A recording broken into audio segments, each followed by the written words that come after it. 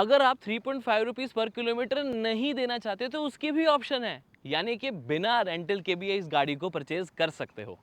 क्या आप जानते हैं कि MG विंडसर ईवी और एक पेट्रोल SUV में डिफरेंस अगर क्रिएट करें तो 5 सालों में आप सेव करते हो 10,20,000 रुपीज़। हमें बताया गया कि बूट स्पेस है 604 लीटर्स, लेकिन ये पूरा सच नहीं है। लेकिन पीछे एक ऐसी चीज़ जो कि मुझे कमी लगी वो है, अब सारी गाड़ी को समझने और चलाने के बाद टॉप वेरिएंट की प्राइस मैं इसकी लेके चल रहा हूँ 12। क्या आप जानते हो कि MG विंडसर ईवी के साथ आप अपने 5 सालों में 11 लाख रुपए बचा सकते हो। Welcome to the most detail video of the MG Windsor EV. अब ये कोई आम गाड़ी तो है नहीं, ना ही ये कोई आम इलेक्ट्रिक व्हीकल है। इसमें है बहुत कुछ खास, बताने वाला बहुत कुछ है, तो चलो जल्दी जल्दी फटाफट शुरू करते हैं। चाबी चाबी कहाँ है? चाबी कहाँ है? चाबी यहाँ है। MG हेक्टर जैसी चाबी है, MG का लोगो, लॉक अनलॉक, बूट की ऑप्शन, स्लीक एंड सेक्सी चाबी फटाफट पॉकेट में आ जाती है। ज़्यादा दिखती नहीं है बट इंपॉर्टेंट है ये वीडियो।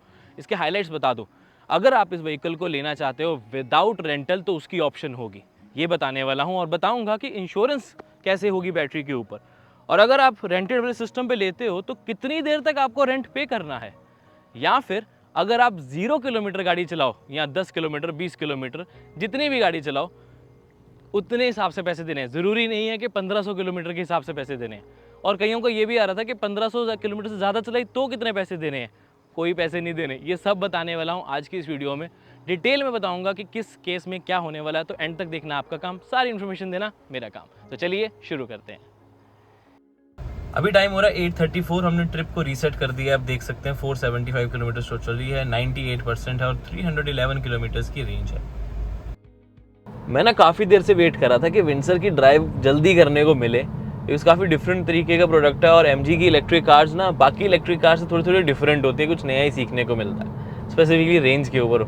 लेकिन चलो पहले बात करते हैं इसकी power. 136 PS and 200 newton metre torque figures return में है। एक्चुअल में कैसी परफॉर्म करती हैं वो अभी तक हम जितना एक्सपीरियंस कर पाएँ, एक अच्छा थ्रस्ट आपको मिल जाता है, पिकअप अच्छी मिल जाती है, और ये किसी भी इसी प्राइस में नेचुरल एस्पिरेटेड इंजन से तो बहुत बेटर है। This feels like a turbo engine without the turbo lag, क्योंकि इलेक्ट्रिक है तो इंस्टेंट टॉर्क आपको मिल जाता है, आपको वेट नहीं करना पड़ता, कोई टर्बो लैग नहीं है इसमें। तो जब आप किसी को ओवरटेक करना चाहते हो तो बहुत ईजिली कर पाते हो। And just like other cars, cruise control में इस गाड़ी को यूज़ करोगे तो आपको माइलेज बहुत अच्छी मिलती है, यानी कि रेंज बहुत अच्छी मिलती है। अभी हम इसको बीच बीच में क्रूज कंट्रोल में लगा रहे हैं, कभी कभी बीच में से हटा लेते हैं डिपेंडिंग ट्रैफिक कैसा है, क्योंकि अडेप्टिव क्रूज कंट्रोल तो नहीं है, यानी कि ADAS फीचर्स नहीं मिलते इस गाड़ी में।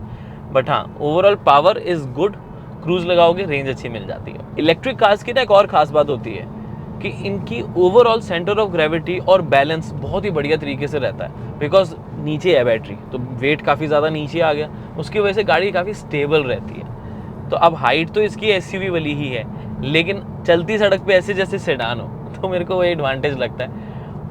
कर्व्स बहुत इजीली कवर अप हो जाते हैं। अगर आप हाई स्पीड पे कॉर्नरिंग करना चाहते हो तो भी आप अच्छे से कर पाते हो। गाड़ी काफ़ी हद तक ग्राउंडेड रहती है विद द रोड।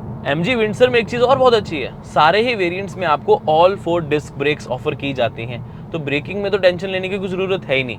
लेकिन एक होती है इंजन ब्रेकिंग इमरजेंसीज में, पहाड़ी से उतरते समय या उस चीज़ का अगर एग्जाम्पल लूँ मैं, तो इसमें वो चीज़ तो नहीं आएगी, कोई गियर्स नहीं है, कोई ऐसा इंजन नहीं है। लेकिन क्योंकि रीजनरेटिव ब्रेकिंग है, उसको अगर आप स्ट्रॉन्ग मोड पे सेट कर लेते हो तो वन पेडल ड्राइविंग की तरीके से काम करता है। जैसे अभी मैं एक्सीलरेट कर रहा हूँ नॉर्मल स्पीड पे, मैंने ब्रेक नहीं प्रेस करनी, लेकिन मैंने एक्सीलरेटर पेडल से हल्का सा पैर हटाया तो गाड़ी रीजनरेटिव में ऑटोमेटिकली थोड़ी स्लो होने लग जाती है। तो ये आप अलग अलग मोड्स पे सेट कर सकते हो। जितनी ज़्यादा हाई रीजनरेटिव होगी उतनी ज़्यादा आपकी रेंज आएगी इन सिटीज़, हाईवेज़ पे नहीं, सिटीज़। हाईवेज पे क्योंकि थोड़ी आप स्लो करते हो, वो इसलिए नहीं करते कि आप रुकना चाहते हो, हाईवेज पे आप स्लो इसलिए करते हो कि आप एक सर्टन स्पीड लिमिट पे पहुंच जाते हो।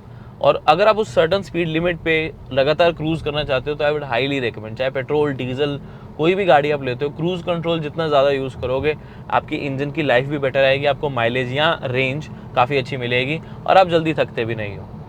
अब इलेक्ट्रिक ईवीज़ का एक और बहुत बड़ा एडवांटेज, इसमें मैनुअल ट्रांसमिशन तो होती ही नहीं है, ऑटोमेटिक एक तरीके से होती है। तो जो भी हम प्राइस की बात करते हैं यहाँ पर कि सस्ती पड़ रही है, वो ऑटोमेटिक के साथ है। बिकॉज कंसिडरिंग कोई भी गाड़ी होती है AMT छोड़कर बाकी सब में कम से कम 1.5 लाख का फ़र्क होता है मैनुअल और ऑटोमेटिक में। तो वो भी हमें ज़रूर कंसिडर करना चाहिए। जब हम इसके 10 लाख के प्राइस को क्रेटा के बेस से या कर्व के बेस से, क्योंकि एग्जैक्ट सेम प्राइस है, कंपेयर करते हैं, तो कर्व में 1.2 लीटर का टर्बो चार्ज इंजन है, 3 सिलेंडर यूनिट जो कि मैनुअल ट्रांसमिशन के साथ आता है, और बाकी गाड़ियों में भी मैनुअल ट्रांसमिशन, बेस में थोड़ी कोई ऑटोमेटिक देता है। तो ईवी होने की वजह से ये इलेक्ट्रिक में आपको ऑटोमेटिक मिल जाता है। और इसका सही कंपैरिजन अगर करना है तो वो टाटा पंच ईवी के साथ होता है, क्योंकि वो भी 9.99 लाख के शोरूम प्राइस पर अवेलेबल है, ऑटोमेटिक, और साथ में आपको सारे इलेक्ट्रिक वाले जो फीचर्स है वो मिल जाते हैं, और एडिशनल, मतलब वो बेस नहीं है, बेस से थोड़ा बढ़कर ही है, बट फिर भी उसमें आपको मंथली रेंटल नहीं देना ना, इसमें आपको मंथली रेंटल भी देना है। अगर 9.99 पे देखना, तो अगर आपको मंथली रेंटल नहीं देना तो उसकी प्राइस डिफरेंट है। तो कुछ उस तरीके का कंपैरिजन है, बट अगेन पंच से तो काफ़ी ज़्यादा बेटर गाड़ी ये हो जाती है इन टर्म्स ऑफ स्पेस। अभी हम इसका साथ साथ रेंज टेस्ट जो है वो भी कर रहे हैं, तो 10 किलोमीटर्स हो गए हैं, 10.52 भी एग्जैक्ट। और अगर हम रेंज जो ये दिखा रहा था वो दिखा रहा था 311 किलोमीटर की, तो अभी वो दिखा रहा है 300 किलोमीटर की, तो 11 किलोमीटर्स इसने अपने माइनस किए हैं, और हम चले भी 10.6 किलोमीटर हैं, तो अभी तक तो रेंज बहुत अच्छी आ रही है। और आपको इंटरेस्टिंग बात बताता हूँ, गाड़ी की एक्चुअल रेंज एक्यूरेसी रेट जो होता है वो ज़्यादा स्ट्रॉन्ग होता है जब 50% से कम हो बैटरी। ये बहुत इंटरेस्टिंग है, अभी 94% पे बैटरी है। अगले पॉइंट्स, विजिबिलिटी बहुत इंपॉर्टेंट पॉइंट हो जाता है। ये गाड़ी की शेप ना थोड़ी सी डिफरेंट है, तो विजिबिलिटी पॉइंट भी एक नॉर्मल गाड़ी की तरह नहीं, थोड़ा सा डिफरेंट है। वो ये है कि बोनट आपको नज़र नहीं आता, it feels like a sedan when you drive it, but एक हाइटेड सेडान, यानी कि मेरी जो सिटिंग पोजीशन है वो कमांडिंग है, लेकिन मुझे विजिबिलिटी एसयूवी वाली नहीं मिलती बोनट की। रोड की बहुत अच्छी मिल रही है, विंड स्क्रीन काफ़ी बड़ी हो जाती है, आपको अच्छा सब मिल जाता है। ओवरवीएम्स की प्लेसमेंट बहुत सही रहती है, एडजस्ट करने के लिए आप स्टीयरिंग से ही ओवरवीएम्स को एडजस्ट कर सकते हो, that's a good feature. But आपको इसको यूज टू होना पड़ेगा, बिकॉज आप एक्टिवेट करते हो बटन प्रेस किया, वो सब यूज़ करने के बाद आप अलग अलग मोड्स हैं, यहाँ पर एक चार्ट लगाता हूँ, उससे आपको आइडिया हो जाएगा किस तरीके से आप अपने स्टीयरिंग कंट्रोल से ही ओवरवीएम्स को कंट्रोल कर सकते हैं। विजिबिलिटी की और बात करें तो IRVM सही है, ऑटो डिमिंग मिल जाता है, बस बेजल थोड़े मोटे हैं, मुझे लगता है थोड़े पतले हो सकते थे तो ज़्यादा प्रीमियम और मॉडर्न लगते। बट हाँ, एक जगह मुझे विजिबिलिटी से इशू है, वो है रियर का। जो मैं यहाँ से व्यू पूरा ले पा रहा हूँ ना, ग्लास पीछे वाला कोई बहुत ज़्यादा बड़ा नहीं है, और कहीं ना कहीं हेडरेस्ट बड़े होने की वजह से वो व्यू इज़ अबव एवरेज। कई गाड़ियों में तो ख़राब हो जाए, जैसे कूपे कार्स हैं जितनी हमारी कर्व और बसॉल्ट है, उसमें तो व्यू बहुत कम आता है। क्रेटा में बहुत अच्छा आता है, यहाँ पर क्रेटा से थोड़ा सा कम व्यू जो है वो मुझे मिल पा रहा है रियर का। तो मुझे लगता है कि ना कि और बेटर हो सकता था, बट वो कैसे बेटर होता है वो तो आई थिंक ज़्यादा एक्सपर्ट लोग बता पाएंगे, बट उन्होंने अपनी तरफ से अच्छी कोशिश किया, बट स्टिल ये एक स्कोप मुझे नज़र आता है कि बेटर किया जा सकता था। अब आप देख सकते हैं 30 किलोमीटर ऑटो पे पूरे हो गए, 279 किलोमीटर की रेंज अभी भी दिखा रहा है, 88% है। तो 30 किलोमीटर हुए हैं, हमने शुरू किया था 311 पे, तो कितने हो गए 20 30 32, तो 32 किलोमीटर रेंज कम हुई है, लेकिन चले 30 है, तो आप आराम से 5 से 10% का मार्जिन लेके चल लो। और अभी तो हम वैसे स्पोर्ट्स मोड पे चला रहे हैं इसको, मुंबई एक्सप्रेस हाईवे पे। चलिए, NVH इंजन तो नहीं है, लेकिन road noise, tyre noise, suspension noise कुछ तो होता है, तो उसके बाद बात करें। वाइब्रेशन हार्शनेस ऑब्वियसली बिल्कुल भी नहीं है, किसी भी तरह की मोटर से कोई नहीं आती नॉइस भी, वाइब्रेशन हार्शनेस कुछ भी फील नहीं होता। बट टायर नॉइस है, कैबिन में ना अंदर आवाज़ है, मैं ज़्यादा साइलेंट एक्सपेक्ट कर रहा था। फॉर एग्जाम्पल हॉर्न भी लाउड है थोड़ा सा, बाहर तो लाउड होना चाहिए, ठीक है कोई बात नहीं, अंदर उसकी आवाज़ इतनी नहीं आनी चाहिए जितनी अभी आ रही है। और टायर नॉइस, सस्पेंशन नॉइस है, बहुत ज़्यादा नहीं है, बट कम होनी चाहिए थी, ये मेरा मानना है। ओवरऑल हैंडलिंग ये अच्छी मिल जाती है, स्टीयरिंग का रिस्पॉन्स, स्टीयरिंग का फीडबैक बहुत जल्दी मैं मूव करना चाहता हूँ कर सकता हूँ, बहुत ही अच्छी क्वालिटी का मेरे को मिल जाता है, एक्यूरेसी बहुत सही रहती है, and I can feel it very very well. Slow speeds पे लाइट वेटेड रहता है, यू टर्न लेना इज़ वेरी इजी। हाईवेज पे थोड़ी मतलब जब स्पीड थोड़ी बढ़ जाती है तो थोड़ा सा वे अप हो जाता है, तो ये चीज़ मुझे अच्छी लगती है। ओवरऑल चलाने में हैंडलिंग पॉइंट ऑफ व्यू से तो मैं आराम से 10 on 10 दे सकता हूँ। Considering the suspension of this vehicle, again थोड़ी सी आवाज़ आती है, बट वैसे आपको एक सॉफ्टर फील प्रोवाइड करती है, ऐसे झटके ज़्यादा फील नहीं करवाएगी। और उसका कहीं ना कहीं रीज़न इसकी बैटरी प्लेसमेंट, इसका ओवरऑल वेट मैनेजमेंट सब है, तो वो उसको थोड़ा सा कंट्रोल में रखती है। अब आप देख सकते हैं कि 211 किलोमीटर की रेंज दिखा रहा है, यानी कि पूरे एग्जैक्ट जो मैं दिखा रही थी पहले उससे 100 किलोमीटर कम, लेकिन चली कितनी है 87.3 किलोमीटर। आइडिया लगा लो अब आप। अब इस गाड़ी में चार ड्राइव मोड्स हैं, eco plus, eco, normal and sports. Sports में आपको थोड़ी सी एक्सलेरेशन बेटर मिलती है, बट ऐसा नहीं है कि इको प्लस में आपको एक्सलेरेशन कम मिलेगी, वहाँ पर भी बढ़िया मिलती है। जस्ट कि वो प्रेफर करता है कि आपको माइलेज ज़्यादा मिले, तो उसमें एक्सलेरेशन में इको प्लस में थोड़ा सा डिले होता है, बहुत थोड़ा सा, कि वो तब तक उसको फीडबैक नहीं लेता जब तक आप उसको इंजन को, या इंजन नहीं सॉरी, तब तक इसके सिस्टम को ये ना लगे कि आपको एक्चुअल में प्रॉपर पावर चाहिए। तो स्पोर्ट्स मोड में वो बहुत रिस्पॉन्सिव रहता है इसका एक्सलेटर, तो दैट्स वेरी गुड। मतलब स्पोर्ट्स तब यूज़ करो जब आपको फन टू ड्राइव एलिमेंट चाहिए, और इको प्लस तब यूज़ करो जब आप हाईवेज पे हो, नॉर्मल मोड यूज़ करो जब आप सिटीज़ में हो, that would be the best case scenario. Regenerative mode भी अलग अलग आपको मिल जाते हैं, तो आई वुड रेकमेंड उसे मीडियम सेटिंग भी रखो, वो आपके लिए बेस्ट रहेगा। हाँ, आपको लगता है आप रेंज ज़्यादा निकालना चाहते हो तो स्ट्रॉन्ग पे भी रख सकते हो, बट आई थिंक एक परफेक्ट बैलेंस्ड ज़्यादा अच्छा है, आपको ड्राइविंग एक्सपीरियंस और रेंज प्रोवाइड कर देता है, क्योंकि रेंज एक्चुअल में अच्छी है, जितनी कंपनी क्लेम कर रही है उसके क्लोज आ जानी चाहिए। अभी हम टेस्ट, जो भी मैं अभी ये बोल रहा हूँ चीज़ें, तब तक हमने रेंज टेस्ट कंप्लीट किया नहीं है, तो एक्चुअल रेंज थोड़ी देर में आपके साथ शेयर करूँगा। एक बहुत ही इंटरेस्टिंग चीज़ आपको दिखाने होता हूँ क्रूज कंट्रोल के बारे में। अब देखो, मैंने 60 पे क्रूज कंट्रोल लगा दिया, पावर यूज़ हो रही है 5-6 किलोवाट के आसपास। अब मैंने क्रूज हटा दिया। अब अगर मैं नॉर्मली गाड़ी को चला रहा हूँ कि मैं कोशिश कर रहा हूँ इसको 60 पे रखने की या तो उसके आसपास रखने की, अब मैंने क्रूज हटा दिया, अब मैं नॉर्मली 60 के आसपास रख रहा हूँ, तो आप देख सकते हैं कि जो पावर है वो बहुत ज़्यादा फ्लक्चुएट कर रही है, कम ज़्यादा होती रह रही है। तो रेंज सही आने के लिए क्रूज कंट्रोल लगाना बहुत इंपॉर्टेंट हो जाता है, आपको लिए बेस्ट रेंज आपकी तब निकलती है। अभी देखो 62 तो 8 किलोवाट, 63 6 किलोवाट मिक्स्ड है, आगे भी होती रहेगी, लेकिन अगेन क्रूज कंट्रोल के साथ एक फिक्स्ड आपको मिल जाती है कि हाँ इतनी पावर जो है वो ले रहा है। अभी सीधी रोड पे हम चल रहे हैं तो एक आपको 5-6 किलोवाट की पावर ले रहा है, तो आपको रेंज बहुत अच्छी मिल जाती है इसमें। अब थोड़ा सा बैटरी एज अ सर्विस यानी कि बैस को एक्सप्लेन कर देता हूँ, थोड़ा समझ लेते हैं इजीली। पहले तो आपको बहुत अच्छी चीज़ ये बता दूँ कि 9.99 लाख के एक शोरूम प्राइस पे, एक शोरूम नहीं वो व्हीकल कॉस्ट है एक्चुअली, उसके में आपको बेस वेरिएंट मिलता है, प्लस आपको बैटरी रेंटल देना पड़ता है। बट अच्छी चीज़ ये है कि विदाउट बैस, यानी कि अगर आप रेंटल सिस्टम नहीं देना चाहते तो वो ऑप्शन भी अवेलेबल होने वाली है।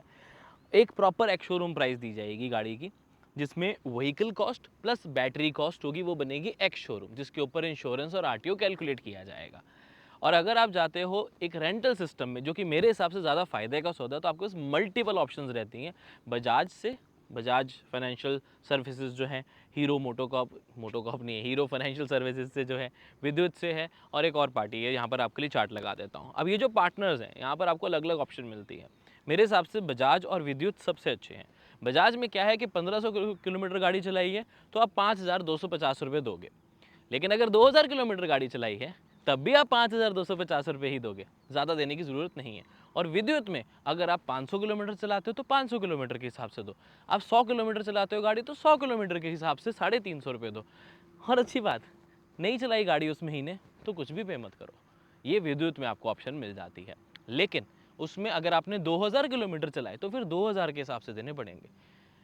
बजाज में 1500 के ऊपर कुछ नहीं देना, लेकिन विद्युत में 1500 हो, 2000 हो, 100 हो, जितने होंगे 3.5 के हिसाब से आपको वो देने पड़ेंगे। तो अगर तो आपकी रनिंग 1500 किलोमीटर या उससे ज़्यादा है तो आपको बजाज वाली ऑप्शन सबसे बेस्ट रहती है। अगर आपकी रनिंग 500 या कितने 1000 किलोमीटर है तो हो सकता है कि आपके लिए विद्युत बेटर रहे। लेकिन एक बात बताऊँ, ध्यान से सुनना, अगर आपकी रनिंग 500 किलोमीटर है तो आप इलेक्ट्रिक सोच ही क्यों रहे हो, ये भी एक सोचने वाली बात है। बट अगेन बात यही आती है कि ये डिपेंड करता है कि MG विंडसर की जो प्राइस है वो कितनी आएगी। तो ये बस मैंने आपको बेसिक समझा दिया, और जो इंश्योरेंस है चाहे वो बैस लेते हो नहीं लेते हो, वो एक्स शोरूम प्राइस पे कैलकुलेट किया जाएगा, ना कि व्हीकल कॉस्ट पे, यानी कि बैटरी इंश्योरेंस के अंदर इंक्लूडेड होगी। अब ये तो मैंने शॉर्ट में बास कैलकुलेट करके आपको बता दिया, लेकिन अगर आप इसकी डिटेल कैलकुलेशन देखना चाहते हो कि कैसे आप 11 लाख रुपए बचा सकते हो इस गाड़ी को परचेज करके, वो भी सिर्फ 5 सालों में, तो उसको समझने के लिए एक डिटेल्ड बैस की वीडियो बनाई है, उसे चेकआउट कर लें, क्योंकि इस वीडियो में डालता तो बहुत लंबी हो जाती है। डिस्क्रिप्शन में लिंक है, चेकआउट करना ना भूलें। इस गाड़ी में ना एक चीज़ मुझे बहुत अच्छी लगती है कि बहुत सारे फीचर्स आते हैं, लेकिन मेजर फीचर्स जो मुझे पर्सनली अच्छे भी लगते हैं और जो आपको पता होने चाहिए वो बात कर लेते हैं। तो यहाँ पर आपको फ्रंट में ventilated seats, 6 airbag standard, hill hold, hill descent control, cruise control, all LED headlamp setup, जिसमें हेडलैम्प, DRL और LED टेल लैंप्स भी आते हैं। 8.8 इंचेस का digital cluster with superb animations, 256 colours में एम्बिएंट लाइटिंग, इन्फिनिटी व्यू आपको sky roof मिल जाती है जो कि बहुत अच्छी लगती है, बहुत बड़ी भी है, बिना किसी डिस्ट्रैक्शन के है। 9 स्पीकर सिस्टम बाय इन्फिनिटी, जिसका एक्सपीरियंस हमें तो बहुत अच्छा लगा। Rear AC vents, 6 way power driver seat, flush door handles, 15.6 inches की screen with Android Auto, Apple CarPlay, wireless जो हैं ये दोनों, 360 डिग्री कैमरा, 186 mm की ground clearance, tilt and telescopic steering, flat floor, all window one touch up and down, wireless charger, 18 inches stylish diamond alloy wheels, curve SUV का complete size. Comparison के लिए chart भी लगा देता हूँ, 80 से भी ज़्यादा यानी कि 80+ i smart connected features and all 4 disc brakes. ये तो कुछ फीचर्स हैं, फीचर्स तो बहुत ज़्यादा। तो मैं कहूँगा कि टेस्ट ड्राइव इसकी ज़रूर लो, शोरूम में जाके विजिट करो, इलेक्ट्रिक का ना पूरा फील ज़रूर लेना है एक बार। जैसे MG विंडसर EV कुछ हटकर है, रेवोल्यूशनरी है, वैसे ही मेरे पास एक और प्रोडक्ट है। This is the involve one spirit car perfume, जो कि एक स्प्रे बेस्ड परफ्यूम है। 1 और 2 स्प्रे करो, मोर देन इनफ रहते हैं, पूरी गाड़ी में फ्रेग्रेंस फैल जाती है और प्रीमियम फ्रेश फील कराने के लिए बहुत सही रहती है। मेड इन इंडिया, लीक नहीं होता। डिस्क्रिप्शन में आपको लिंक मिल जाएगा और डिस्काउंट भी मिल रहा है 10% के लिए। आपको car guide coupon code use करना है और मेरे कहने पे इसे और इसके बाकी फ्लेवर्स को ट्राई ज़रूर करें। MG विंडसर EV की one of the best thing, space management. अब क्योंकि ये EV है, एक तो पूरा फ्लोर फ्लैट है, एक चीज़। दूसरी चीज़ एडवांटेज ये मिल जाता है कि गियर यहाँ नहीं है, कोई भी गियर सिलेक्टर भी कोई नहीं है, गियर सिलेक्टर यहाँ पर है, रिवर्स न्यूट्रल ड्राइव और पार्किंग मोड। तो ये एरिया एक्स्ट्रा बच जाता है, जहाँ पर 3 कप होल्डर्स, प्रॉपर बड़ी storage with wooden finishing, wireless charging pad and phone की स्टोरेज यहाँ पर, और वायरलेस सपोर्ट नहीं करता तो फ़ोन आप यहाँ पर भी रख सकते हैं। दोनों ऑप्शंस अवेलेबल रहती हैं। और आर्मरेस्ट काफ़ी ज़्यादा बड़े स्टोरेज के साथ आती है, कीज़ अपने अंदर रख के चार्ज भी कर पाओगे। 12 वोल्ट का सॉकेट आपको अंदर यहाँ मिल जाता है। प्लस ये वाली जो आर्मरेस्ट है उसका साइज़ भी काफ़ी ज़्यादा बड़ा है। हालांकि ये स्लाइड नहीं होती और स्लाइड की ज़रूरत भी नहीं है, क्योंकि मेरे को कौन सा गियर बदलना है, तो बैठना है ना ऐसे करके, तो मैं बहुत ईजिली बैठ पाता हूँ। बट ये स्टोरेज भी अगर आपको कम लग रही है तो थोड़ा नीचे देखो मेरे दोस्त, यहाँ पर देखोगे तो आपको सेंट्रल कंसोल में बहुत ज़्यादा स्पेस देखने को मिल जाती है। बेस वेरिएंट लोगे तो ये ओपन रहेगा, लेकिन अपर वेरिएंट्स लोगे तो ये लेड के साथ आता है, जो कि काफ़ी अच्छी क्वालिटी का भी है। क्वालिटी में तो बहुत अच्छा MG ने काम किया। Type C, type A port. और फिट एंड फिनिश की बात करते तो मुझे पर्सनली बहुत अच्छा लगा कि देखो wooden finishing, soft touch material, cup holders दोनों साइड पे यहाँ पर मिलेंगे। बड़ा आपको ग्लव बॉक्स भी ऑफर किया जाता है, जहाँ पर आपके पास स्टोरेज स्पेसेस काफ़ी कूल नहीं है, ध्यान रखें, बट एटलीस्ट स्टोरेज स्पेस अच्छी है। प्लस इवन सीट के पास भी अगर देखते हो तो स्टोरेज स्पेस अच्छी मिल जाती है। बाकी कंफर्ट के लिए वेंटिलेटेड ऑप्शन तो है ही। अगर आप इस गाड़ी की डोर साइड देखेंगे तो बड़ा स्पीकर, वुडन फिनिशिंग और बहुत ही अच्छी गोल्ड की फिनिशिंग देखने को मिलती है। प्रीमियमनेस पूरी आती है, फिट एंड फिनिश भी अच्छी है। ये देखो हमारी मेहनत, कांटे लग रहे हैं हमें झाड़ियों में शूट कर करके शूज़ भी गंदे हो रहे हैं, बट अच्छी तरीके से गाड़ी दिखानी भी तो है, यानी कि अच्छी लोकेशन पे लगा कर भी। ग्रास के साथ अच्छी तो लग रही है ना। एनीवेज, फीचर्स की बात करें, फ्लैट फ्लोर, उसकी वजह से स्पेस काफ़ी मिल जाती है, 3 लोग इजीली बैठ पाते हैं। इनफैक्ट विड्थ बहुत ज़्यादा है, हेक्टर से भी ज़्यादा विड्थ है इस गाड़ी की।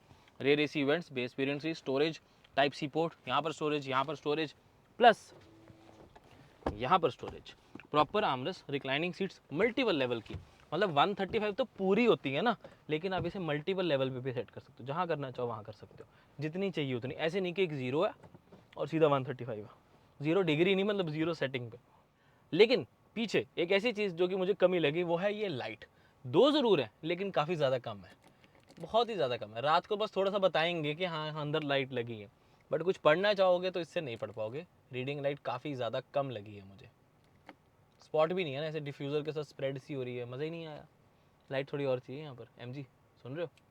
बूट स्पेस के बारे में एक ऐसी चीज़ जो कि शायद आपको कोई नहीं बता रहा, 604 लीटर्स की बूट स्पेस नहीं है, यही तो गेम है सारी।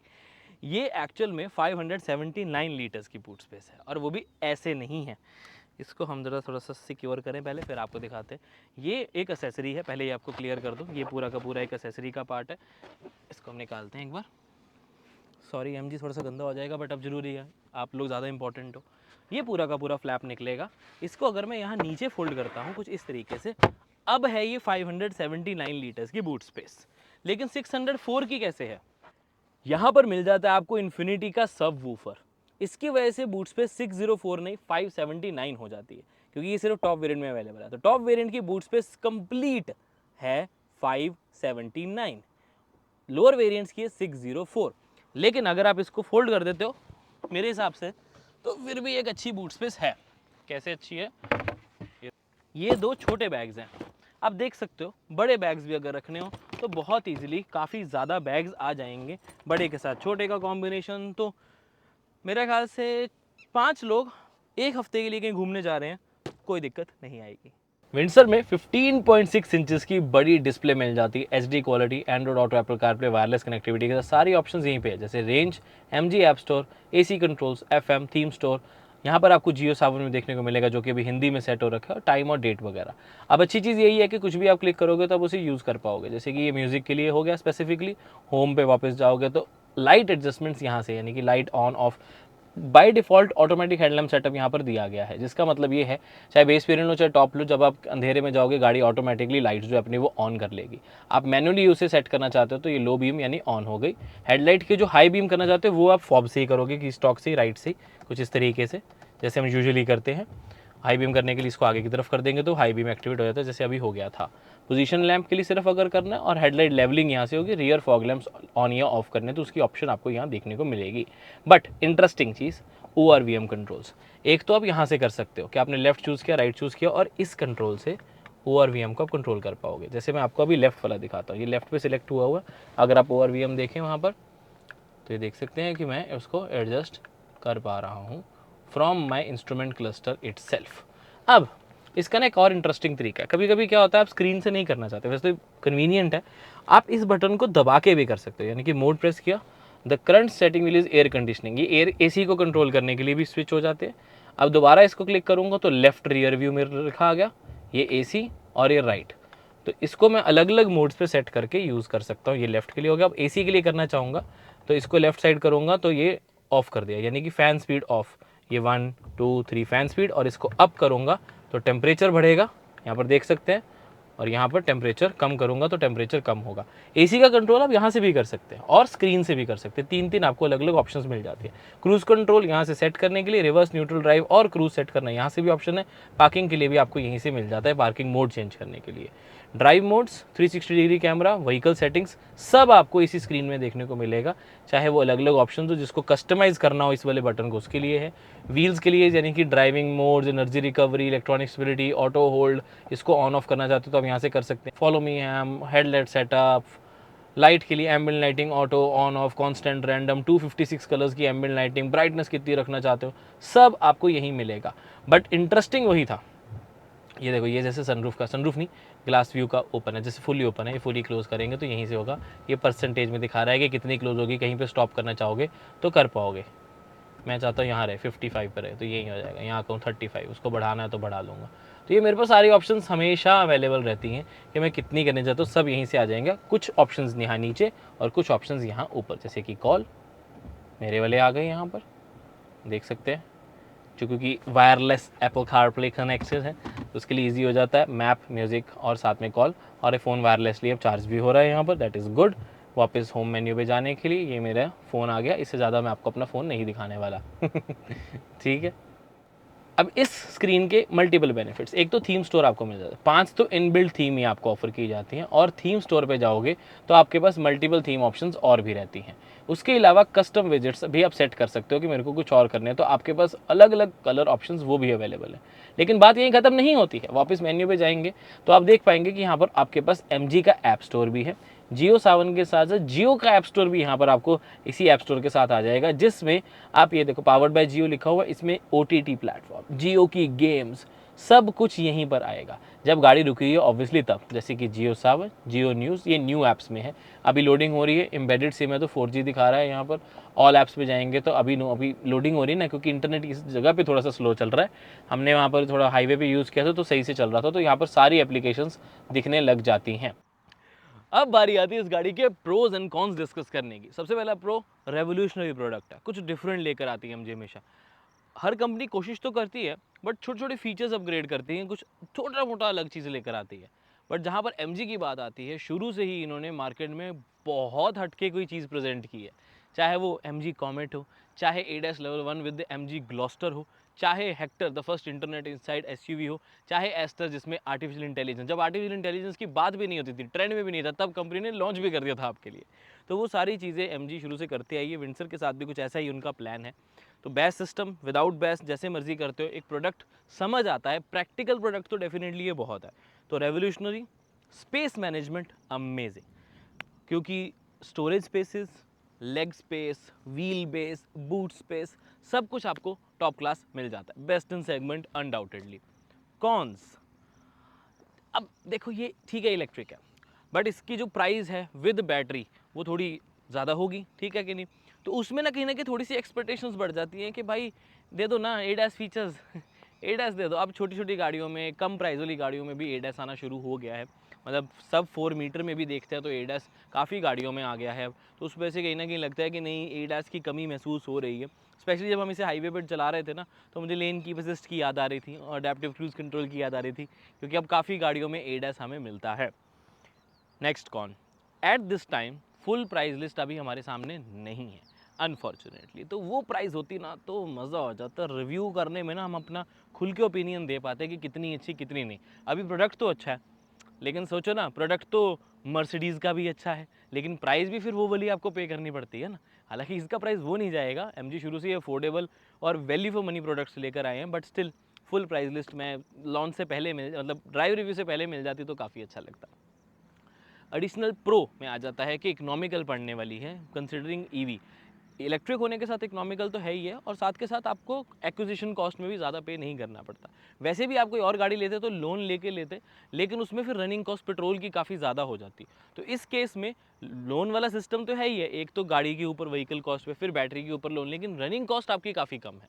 तो ये एडवांटेज मिल जाता है पेट्रोल और ईवी के बीच में। तो ये एक प्रो आ जाता है इस कंपनी के साथ, इस गाड़ी के साथ जुड़ने का, कि रेंटल स्कीम आपके लिए बहुत अच्छी तरीके से काम करती है। तो ये हो गए प्रोज एंड कॉन। आज का दिन हमने इस गाड़ी को चलाया पूरे 200 किलोमीटर, और हाँ 3-4 घंटे रुक के शूट भी किया, 0 to 100 एक्सप्रेशन भी की, और उस अकॉर्डिंगली कैलकुलेशन से इसने हमने 98 पे शुरू किया था, मतलब 98% पे, उस हिसाब से पूरे 200 किलोमीटर हुए, और अभी रेंज दिखा रहा है 12%, यानी कि 88% of battery has been used. उसके हिसाब से 232 किलोमीटर्स की रेंज आई है हमारी। काफ़ी कम आई ना, वैसे मैं तो ज़्यादा सोच रहा था, बट एक्चुअली क्या है कि हमने 3-4 घंटे शूट भी किया, एक्सप्रेशन भी अलग अलग तरीके से अप्लाई की, तो उस वजह से ऐसी चीज़ आई। और अगर मैं रियल लाइफ सिनेरियोस की बात करूँ ना, तो आराम से 250 तो आपको आ जाएगी, तो 250 से 280 किलोमीटर सिटीज़ में आएगी आपको, क्योंकि हमने तो 80% से ज़्यादा तो हाईवे पे ही चलाया, सिटी पे तो बहुत ही कम चला। मुंबई है, और मुंबई एक्सप्रेस वे पे ले गए थे इसको, तो उस accordingly 280 is what I can say कि आराम से, मतलब इतनी आ जानी चाहिए। 250 तो आराम से आएगी। अब बारी आती है कंक्लूजन की। तो मेरे हिसाब से सारी चीज़ को समझने के बाद अगर हम इसका टॉप वेरिएंट विदाउट बैटरी देखते तो 13 लाख के आसपास होना चाहिए, और कंसिडरिंग टाटा की जितनी बैटरी की कॉस्ट, यानी कि टाटा पंच नॉर्मल और टाटा पंच इलेक्ट्रिक में जाते हैं तो 3 से 4 लाख का डिफरेंस आता है। उतना ही आप एमजी में एक्सपेक्ट करके चलो कि बैटरी आपको उतने, क्योंकि 35 किलोवाट 38 किलोवाट के टाटा में 35 की आपको मिलती है पंच में, तो उस accordingly 12.99 lakh should be the price of the base variant including the battery, यानी कि बिना किसी बैटरी रेंटल के, and top variant with battery would be around 16 lakhs, 15.99 lakhs is what I am expecting. इतनी प्राइस मुझे जस्टिफाइड लगती है, MG के फ़ायदे के लिए भी, लोगों के फ़ायदे के लिए भी। इससे कम आ जाए तो मज़ा आ जाए, बट कोई बात नहीं, कोई पता नहीं, भरोसा नहीं एमजी का कि इससे कम लेके आ सके, वो बहुत केपेबल है। But again the point is कि आपको कौन सा वेरिएंट लेना चाहिए। मेरे हिसाब से टॉप वेरिएंट लो या बेस लो, दोनों बहुत अच्छे हैं, बट विदाउट बैटरी लेना, यानी कि रेंटल स्कीम ऑप्ट करना। अगर आपकी 1500 किलोमीटर से कम रनिंग है तो विद्युत वाला ले सकते हो, और अगर उससे ज़्यादा है तो बजाज लेना, आपके बहुत पैसे सेव होंगे। चलाते रहो गाड़ी, चार्ज करते रहो, चलाते रहो, चार्ज करते रहो, चलाते रहो, कोई टेंशन ही नहीं है। अगर आप घर पे भी चार्ज करते हो तो ₹1 पर किलोमीटर, अगर पब्लिक चार्जर यूज़ करते हो जो कि फास्ट चार्जर होते हैं, 1 साल तक कम्प्लीटली फ्री है। उसके बाद भी बहुत ज़्यादा कॉस्टिंग उनकी नहीं आती, ठीक रहते हैं, इमरजेंसीज़ के लिए, हाईवेज़ के लिए बहुत बढ़िया रहते हैं। But again E hub application इनकी एक्चुअल में अच्छी है, तो ज़रूर चेकआउट करें। बाकी वारंटी अच्छी है, कलर ऑप्शंस अच्छे हैं, यहाँ पर एक लिस्ट लगा देता हूँ, सारी ऑप्शंस आपको पता लग जाएंगी। Overall conclusion, features good, space good, AIDS की कमी महसूस होती है, लेकिन ज़रूरी ये है कि एमजी को बहुत मेहनत करनी पड़ेगी इस गाड़ी को प्रमोट करने के लिए, अवेयरनेस फैलाने के लिए मार्केट में। तो वो मीडिया फ्रेंड्स की मदद भी लेंगे, एक्टर्स की मदद भी लेंगे, और कहीं ना कहीं मॉल्स, शोरूम्स और ये छोटे छोटे कैंपेन्स अलग अलग जगह गाड़ी खड़ी करके लोगों को इसके बारे में बताना पड़ेगा, क्योंकि लोगों को टाइम लगता है, लेकिन जब पता लग जाता है तो डेफिनेटली हर कोई इसे पसंद करेगा ही करेगा। व्हाट इज़ योर ओपिनियन, नीचे कमेंट करके जरूर बता दें। मैं मिलता हूं आपसे अगली वीडियो में। Until then drive safe, take care, I love you guys, bye bye.